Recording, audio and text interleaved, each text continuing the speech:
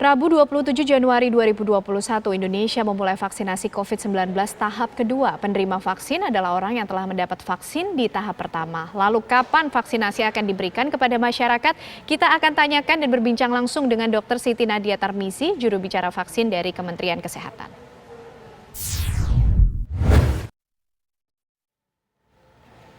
Selamat siang, Dr. Nadia. Apa kabar, dokter? Selamat siang, Mbak Kenana. Alhamdulillah sehat, sehat juga ya. Sehat, dokter. Dokter, kita ingin tanyakan, penerima vaksin tahap kedua ini kan orang yang sudah menerima vaksin pada tahap pertama. Tapi faktanya ada juga orang yang sudah menerima vaksin pada tahap pertama ini terpapar COVID-19 juga, dok. Nah, apakah nanti orang-orang yang seperti ini tetap akan menerima vaksin dosis kedua dari Sinovac ini, dokter?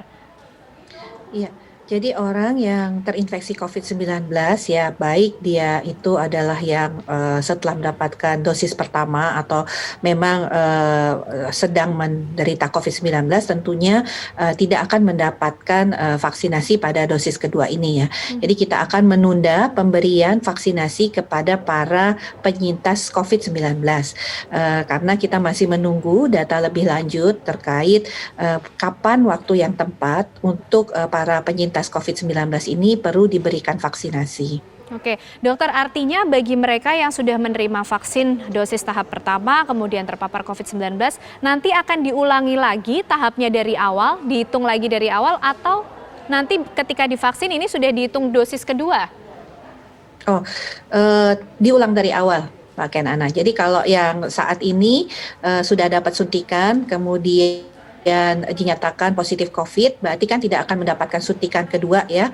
Nah nanti kalau ada rekomendasi lebih lanjut dari Badan POM dan ITAGI tentang pemberian vaksinasi pada penyintas COVID, maka dia akan mendapatkan vaksinasi kembali, tetapi tentunya tetap dalam 2 dosis. Artinya dosis yang memang diperlukan untuk satu orang itu 2 kali saja ya, dokter, dalam pemberian vaksin ini? Betul, untuk vaksin COVID-19 kita harus menerima 2 kali penyuntikan atau yang kita sebut sebagai 2 dosis untuk lengkapnya vaksin kita. Namun untuk jangka waktunya ini yang masih diperhitungkan, dokter, khususnya bagi mereka yang ternyata terpapar COVID-19 setelah menerima vaksin. Iya, jadi dari data atau beberapa penelitian, antibodi yang timbul dari orang yang sudah sembuh dari COVID-19 itu bisa bertahan 3-6 bulan ya. Tetapi ininya sedang kita menunggu ya, artinya penelitiannya masih sedang berlanjut dan sedang dicari kapan waktu yang paling pas ya untuk kemudian diberikan vaksinasi sehingga antibodi pada para penyintas COVID-19 ini akan sama baiknya dengan antibodi yang telah mendapatkan vaksin. Oke, jadi jangka waktunya akan berbeda ya, dokter, pemberian vaksin COVID-19 dari mereka yang belum pernah terpapar COVID dengan penyintas COVID-19? Untuk suntikan pertama atau dosis pertama dengan dosis kedua ini sama, Mbak Kenana. Hanya kita belum menentukan penyintas COVID ini akan mendapatkan vaksin kapan, seperti itu. Jadi mungkin nanti bisa saja bersamaan dengan masyarakat lainnya di bulan April atau mungkin di bulan Juni, itu juga masih memungkinkan. Jadi kita menunggu sebenarnya rekomendasi dari Badan POM dan ITAGI. Oke, dokter Nadia, lalu vaksinasi untuk masyarakat sendiri nanti prosedurnya seperti apa, dokter? Apakah harus mendaftar atau menunggu ada SMS pemberitahuan yang akan masuk ke kontak masing-masing?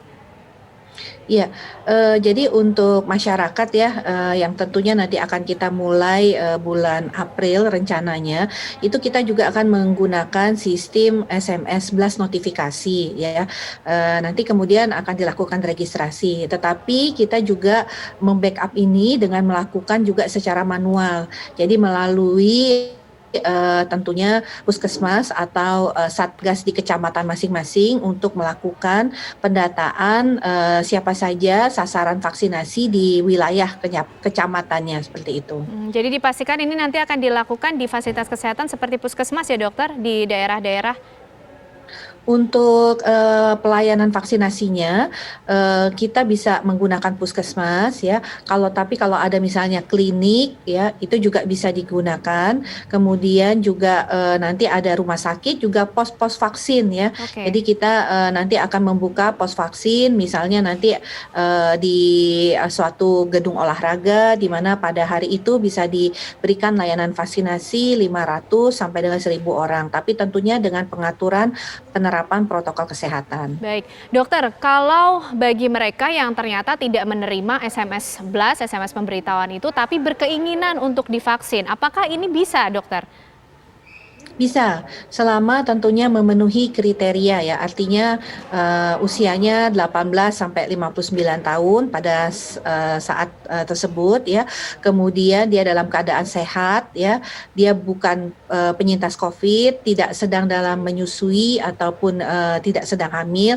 Kemudian ada beberapa kondisi yang misalnya dia bukan adalah seorang penderita ataupun orang yang memiliki penyakit penyakit terkait imunitas tubuh ya, terkait dengan gangguan imunitas tubuh ya. Kemudian juga ada kondisi-kondisi dengan penyakit-penyakit komorbid seperti gula darah, penyakit tekanan darah tinggi yang sudah harus bisa terkendali dengan baik. Ya, Dokter Nadia, kami masih ingin tahu kembali lagi kepada mereka yang ternyata sudah menerima vaksin dosis pertama, tapi kembali terpapar COVID-19. Ini seperti apa sih, Dokter Nadia, penjelasannya? Apakah berbeda tujuan pemberian vaksin dosis pertama dengan dosis kedua? Iya, jadi kalau dosis pertama sama dengan dosis kedua itu sama ya, prosedurnya sama.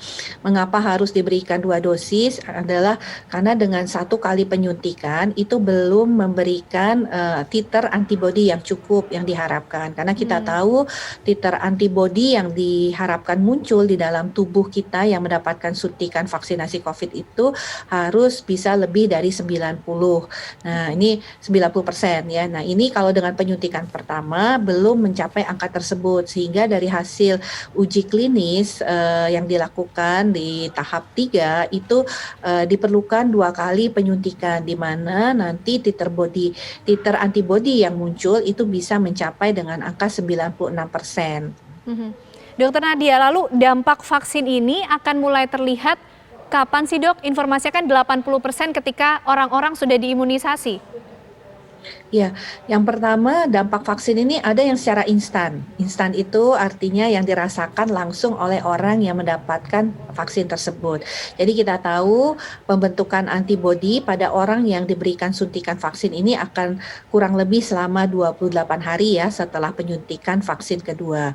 Nah, kalau untuk kemudian membentuk kekebalan kelompok yang artinya kita bisa secara bersama-sama ini memberikan kekebalan kepada seluruh kelompok baik yang sudah mendapatkan vaksinasi maupun yang belum mendapatkan vaksinasi, itu kalau cakupan yang mendapatkan vaksinasi ini lebih dari 90%, atau dalam hal ini kita menargetkan 100% dari angka 181,5 juta itu mendapatkan vaksin COVID-19. Nah, kalau cakupannya sudah mencapai minimal 70 atau 80%, kekebalan kelompok itu baru mulai bisa terbentuk di tahap awal ya, tapi akan sempurna kalau kemudian 100% orang sudah tervaksinasi. Baik, terima kasih Dr. Siti Nadia Tarmizi, juru bicara vaksin dari Kementerian Kesehatan. Tentunya kita berharap proses vaksinasi bisa berjalan dengan lancar dan juga segera ya, Dokter. Selamat siang, Dokter, sehat selalu. Selamat siang, jangan lupa terapkan 3M. Baik.